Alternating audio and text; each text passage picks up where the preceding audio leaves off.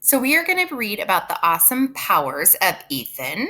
And Ethan is actually a little boy who was born with 2 fingers instead of 10. His name's Ethan Zucker, and he's learned that being different makes him just like you. I want you to think about what does it mean to be powerful before you read this and after we read this, okay? So there are a few things that you'll notice right away when you spend time with a fourth grader named Ethan Zucker.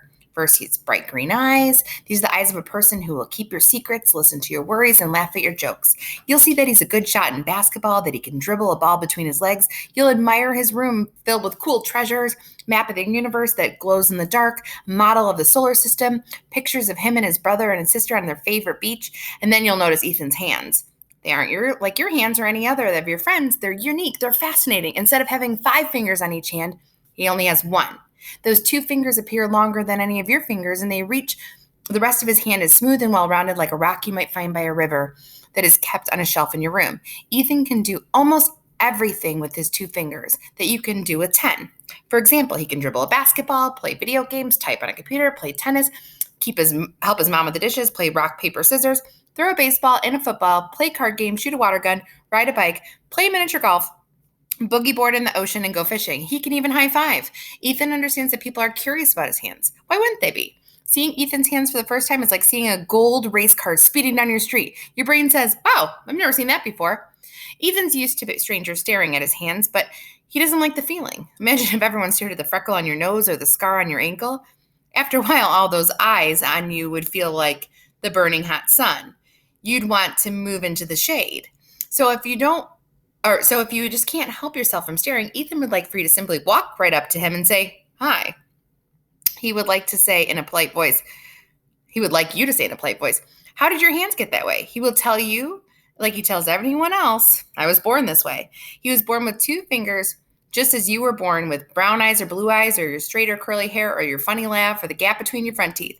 And just as you wouldn't want to talk forever about your brown or blue eyes or your straight or curly hair or your funny laugh or the gap between your teeth, Ethan would rather not spend tons of time talking about his hands. He'd like you to get used to them so that you could talk about other things like Harry Potter or basketball or World War I. Most kids do exactly this. A few kids don't.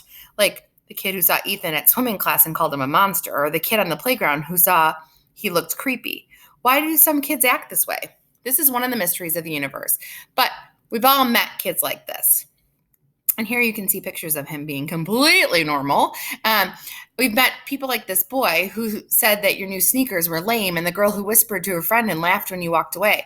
They're the kids who think it's funny to make you feel this big. Over time, Ethan's come to realize. Oh,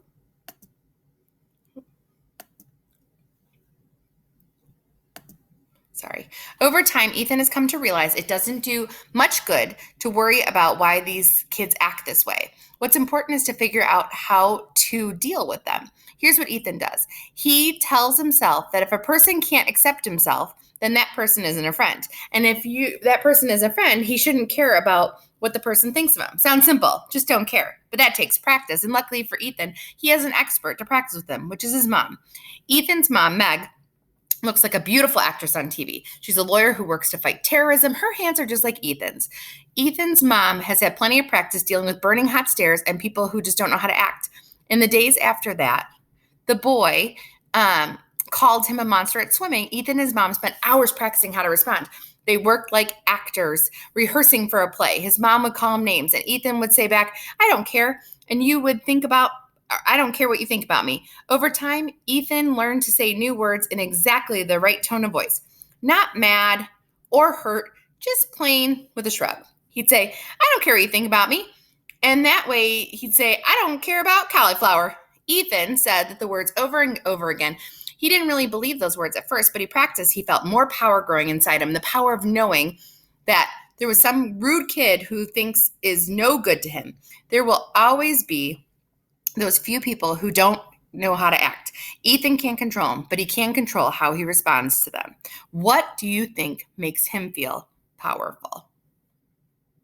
Okay, thinking about that.